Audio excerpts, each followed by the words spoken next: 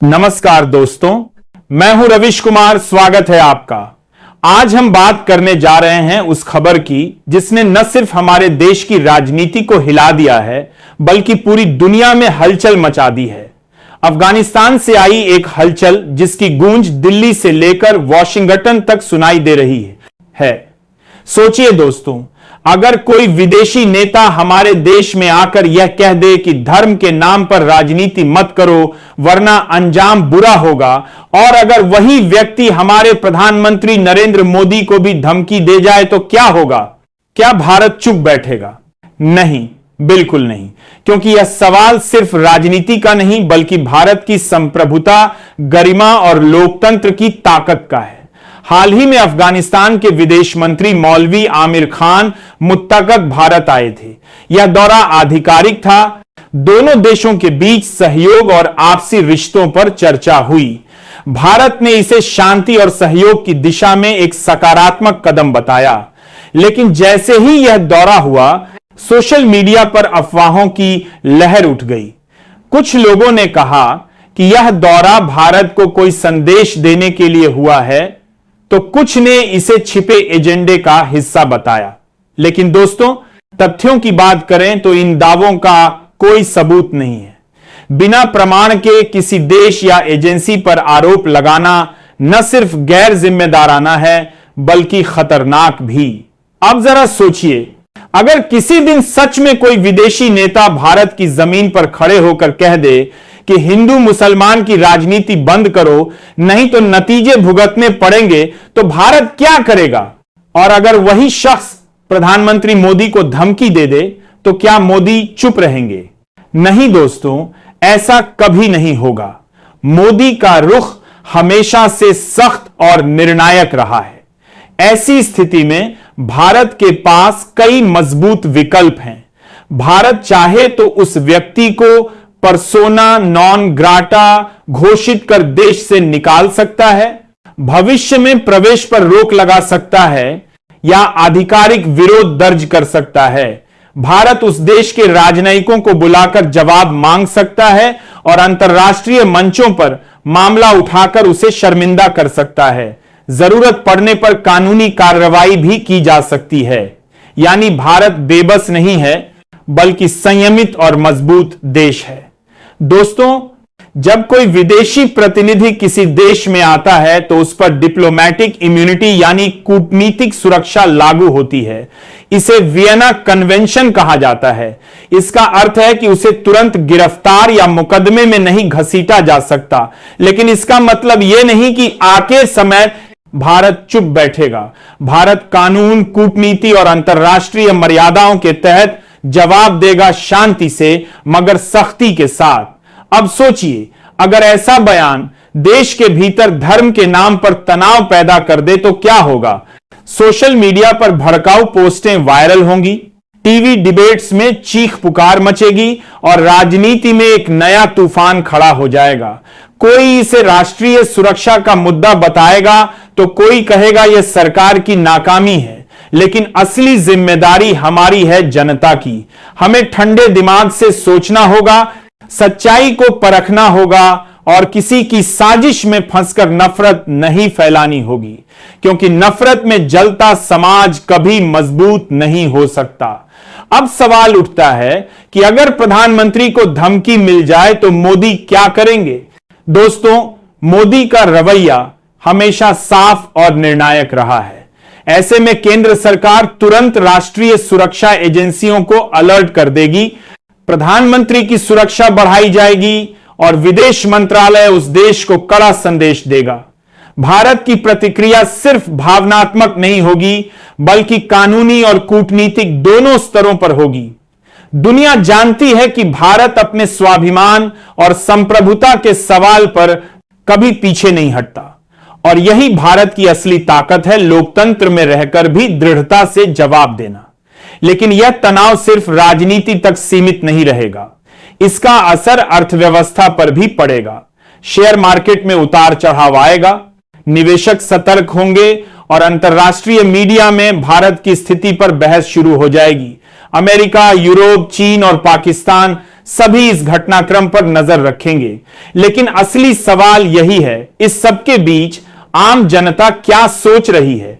किसान, मजदूर, छात्र, महिलाएं, सबके मन में एक ही सवाल है कि क्या यह राजनीतिक हलचल उनके असली मुद्दों को ढक नहीं रही? क्या महंगाई, बेरोजगारी, शिक्षा और रोजगार जैसे मुद्दे अब पीछे नहीं छूट रहे? दोस्तों, यह सवाल हमें खुद से पूछना होगा। अब बात करते हैं सुप्रीम कोर्ट की उस टिप्पणी की जिसने राजनीति में भूचाल ला दिया है।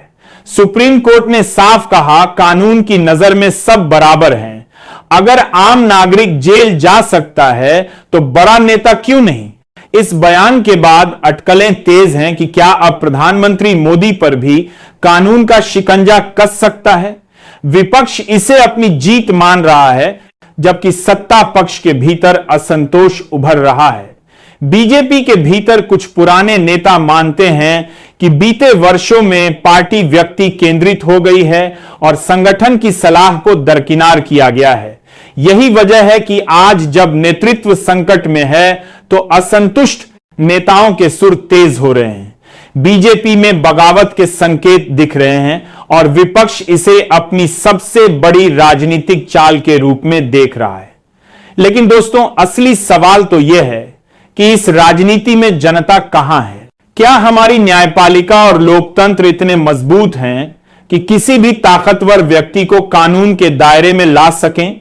अगर हां, तो यही भारत की असली जीत होगी, और अगर नहीं तो यह लोकतंत्र की सबसे बड़ी हार। दोस्तों, अफवाहें फैलाना आसान है, लेकिन सच्चाई को समझना मुश्किल। इसीलिए हमें अफवाहों से नहीं, तथ्यों से चलना होगा। अगर कोई विदेशी नेता भारत में आकर कुछ अनुचित भी कह दे तो हमारा जवाब हिंसा से नहीं बल्कि कानून और कूटनीति से होगा। दरअसल समस्या सिर्फ आंकड़ों या अदालत की टिप्पणियों तक सीमित नहीं है। असल संकट है राजनीति के चरित्र का। एक ओर सरकार युवा पीढ़ी को नैतिकता, राष्ट्रवाद और अनुशासन का पाठ पढ़ाती है, वहीं दूसरी ओर उन्हीं युवाओं को यह भी दिखता है कि अपराध के मामलों में घिरे लोग मंत्री बन रहे हैं और कानून उनके सामने घुटने टेक रहा है। यह विरोधाभास इतना गहरा है कि आज का नौजवान व्यवस्था पर से भरोसा खोने लगा है। गांव-गांव और देश बाद दसिल मामलों में, देश बाद दसिल मामलों में बारिश बारिश बारिश बारिश बारिश बारिश। शहर शहर में यही चर्चा है कि राजनीति अब सेवा का माध्यम नहीं बल्कि सत्ता और सुरक्षा पाने का शॉर्टकट बन चुकी है। लोग कहते हैं कि अगर आपके खिलाफ मुकदमे हैं तो चिंता मत कीजिए, चुनाव लड़िए, जीत जाइए और मंत्री बन जाइए, फिर न पुलिस छू पाएगी न अदालत फटकारेगी। यही है लोकतंत्र का सबसे बड़ा पतन। अदालतों में जनहित याचिकाओं की बाढ़ इसी अविश्वास का नतीजा है। आम जनता समझ चुकी है कि राजनीतिक दलों से उम्मीद रखना बेकार है। अब सिर्फ न्यायपालिका से उम्मीद है कि वह राजनीति को अपराध मुक्त बनाने की दिशा में कोई ठोस कदम उठाए। लेकिन सवाल यह भी है कि अदालतें कितनी दूर जा सकती हैं, क्योंकि संविधान की सीमाएं हैं और राजनीतिक इच्छा शक्ति के बिना केवल कोर्ट व्यवस्था को नहीं बदल सकती। यही कारण है कि कई बड़े जज बार बार कह चुके हैं कि जनता को ही यह तय करना होगा कि वह किसे चुनती है। लेकिन समस्या यह है कि जनता के पास विकल्प ही कहां हैं। लगभग हर दल के टिकट पर दागी उम्मीदवार खड़े होते हैं और पैसा, जाति और धर्म की राजनीति के आगे ईमानदार चेहरों की आवाज दब जाती है। यह चक्रव्यूह इतना मजबूत है कि तोड़ना आसान नहीं। ईडीआर और दूसरे संगठनों ने कई बार सुझाव दिए हैं कि जिस पर गंभीर आपराधिक मामले चल रहे हों उसे चुनाव लड़ने से रोका जाए, लेकिन संसद ने अब तक इस पर कोई ठोस कानून नहीं बनाया, क्योंकि इससे सीधे सीधे सभी दलों के बड़े नेताओं के हित प्रभावित होते हैं। सोचिए, जिस संसद से देश की दिशा तय होती है वहीं पर सबसे ज्यादा अपराधियों का जमावड़ा है, तो फिर आम आदमी न्याय की उम्मीद किससे करेगा? विपक्ष लगातार कह रहा है कि मोदी सरकार ईमानदारी और शुचिता की बात करके सत्ता में आई थी, लेकिन 10 साल से ज्यादा हो गए व्यवस्था अपराधियों के लिए और भी सुरक्षित होती चली गई है। सरकार कहती है कि यह जनता का अधिकार है कि वह जिसे चाहे चुन ले, लेकिन क्या जनता को यह अधिकार है कि उसके सामने अपराधियों को चुनावी विकल्प के तौर पर खड़ा ही न किया जाए? यही असली लोकतांत्रिक सुधार है जिसकी मांग हो रही है। आज जब बेरोजगारी और महंगाई आसमान छू रही है, तब भी जनता देख रही है कि संसद और विधानसभाओं में ऐसे नेता बैठे हैं जिनके खिलाफ बलात्कार और हत्या जैसे केस दर्ज हैं। यही वह खाई है जो जनता और नेताओं के बीच दिन ब दिन गहरी होती जा रही है। विश्वास का यह संकट अगर ऐसे ही बढ़ता रहा तो लोकतंत्र की जड़ें हिल सकती हैं। इसीलिए यह सवाल सिर्फ बीजेपी या मोदी सरकार का नहीं, बल्कि पूरे लोकतंत्र का है। फर्क बस इतना है कि बीजेपी ने खुद को नैतिकता और पारदर्शिता का ठेकेदार बताकर सत्ता हासिल की थी, और जब उन्हीं की कैबिनेट अपराधियों से भरी दिखती है तो लोगों को ठगी का एहसास और गहरा होता है। अब यहां मीडिया की भूमिका पर भी बात करनी जरूरी है। जब गोदी मीडिया सुबह से रात तक सिर्फ सरकार की तारीफ में ताली बजाता है, तब आम आदमी तक सच पहुंच ही नहीं पाता। टीवी चैनलों पर आप देखेंगे कि अपराधियों पर चर्चा कम और विपक्ष पर कीचड़ ज्यादा उछाला जाता है। किसी मंत्री पर बलात्कार का केस हो या जमीन हड़पने का, वह खबर बमुश्किल एक स्क्रॉल तक सीमित रहती है, लेकिन विपक्ष के किसी छोटे नेता की एक छोटी गलती पर प्राइम टाइम की बहस हो जाती है। यही कारण है कि अपराधी नेताओं, सोचिए, जब ऐसे अपराधी नेता चुनाव मैदान में उतरते हैं तो जनता के सामने विकल्प क्या बचता है? एक ओर जाति और धर्म के नाम पर वोट मांगने वाले उम्मीदवार, दूसरी ओर धन बल और बाहुबल के दम पर टिकट पाने वाले नेता। नतीजा यह होता है कि ईमानदार उम्मीदवार हाशिए पर चले जाते हैं और लोकतंत्र अपराधियों का खेल बनकर रह जाता है। यही वजह है कि चुनाव आयोग की भूमिका भी सवालों के घेरे में है। आयोग कहता है कि बासमान के जात बने हैं, धन बल के चुनाव आयोग जानकारी बासवाल आप देख, वह केवल चुनाव करवा सकता है। उम्मीदवार कौन खड़ा होगा यह पार्टियों का फैसला है, लेकिन जब पार्टियां ही अपराधियों को टिकट देती रहें तो आयोग की निष्पक्षता पर भी दाग लगता है। इस बीच जनता का गुस्सा सोशल मीडिया पर दिखने लगा है। युवा खुलकर सवाल पूछ रहे हैं, मीम और वीडियो बनाकर नेताओं का मजाक उड़ा रहे हैं, लेकिन अफसोस यही गुस्सा चुनावी दिन वोटिंग बूथ तक नहीं पहुंच पाता। लोग कहते हैं, हमारे वोट से क्या बदल जाएगा? यही मायूसी लोकतंत्र की सबसे खतरनाक बीमारी है। अगर जनता ने अपने अधिकार का इस्तेमाल ही करना बंद कर दिया तो अपराधियों को रोकने वाला कोई नहीं बचेगा। अगर यही सिलसिला चलता रहा तो आने वाले वक्त में संसद और विधानसभाएं अपराधियों का अड्डा बन जाएंगी और ईमानदार लोग राजनीति से पूरी तरह कट जाएंगे।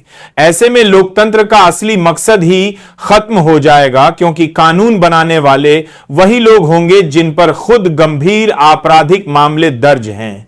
इस समस्या से बाहर निकलने के लिए सिर्फ अदालतों की फटकार या विपक्ष की आलोचना काफी नहीं है। जरूरत है ठोस सुधारों की। सबसे पहला कदम होना चाहिए कि जिस व्यक्ति पर हत्या, बलात्कार या बड़े पैमाने पर भ्रष्टाचार जैसे गंभीर मामले चल रहे हों, उसे चुनाव लड़ने से रोका जाए। दूसरा, अदालतों में नेताओं के खिलाफ मामलों की सुनवाई तय समय सीमा में पूरी हो, ताकि कोई भी केस सालों साल लटकाकर चुनावी फायदा न उठाया जा सके। तीसरा, राजनीतिक दलों पर यह जिम्मेदारी डाली जाए कि अगर वे दागी उम्मीदवार को टिकट देते हैं तो उसका सार्वजनिक रूप से कारण बताना पड़े। चौथा, मीडिया की जवाबदेही भी तय होनी चाहिए कि वह अपराधियों पर सख्त रिपोर्टिंग करे और जनता तक असली ग्राहक